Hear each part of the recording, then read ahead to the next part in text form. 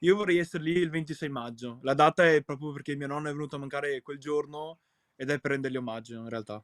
Niccolò Mandruzzato, 22 anni, domenica 10 maggio è partito da Mogliano in sella alla sua moto, davanti a lui 12.000 chilometri per raggiungere Capo Nord il 26 maggio, anniversario della morte di nonno Franco, perché se Niccolò ha deciso di intraprendere questo viaggio lo deve proprio al suo amato nonno. Aveva 14 anni, guidava il suo primo cinquantino quando inizia a maturare questa avventura. E io guardavo però 'sti video su YouTube, sui social di gente che prendeva la moto e viaggiava.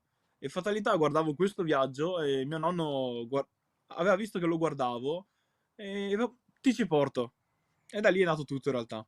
Nicolò ci parla dalla casa di un connazionale che gli ha aperto le porte della sua abitazione di Malmo, in Svezia. Prima di partire è stato salutato dagli amici che hanno lasciato una dedica sul serbatoio della moto perché si senta meno solo in questo viaggio che sicuramente ha colto tutti di sorpresa, ad iniziare dalla sua famiglia. Mia nonna ha fatto un colpo in realtà, non son tanti chilometri, era preoccupata, un po' tutti i miei familiari in realtà.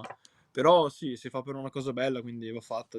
A guidarlo il ricordo di nonno Franco e la solidarietà. Racconterà sui social con video e foto il viaggio per raccogliere fondi a favore di Advar. Quando è venuto a mancare mio nonno, io ho questa scena impressa proprio di un'infermiera che aiuta mio nonno. Questa persona era veramente umana, e io ho proprio impresso questa roba nella testa e ho detto: "Loro hanno veramente aiutato mio nonno". Poco prima in realtà di decidere di partire ho chiamato l'Advar e ho spiegato un po' il tutto. Abbiamo scelto di aprire una raccolta fondi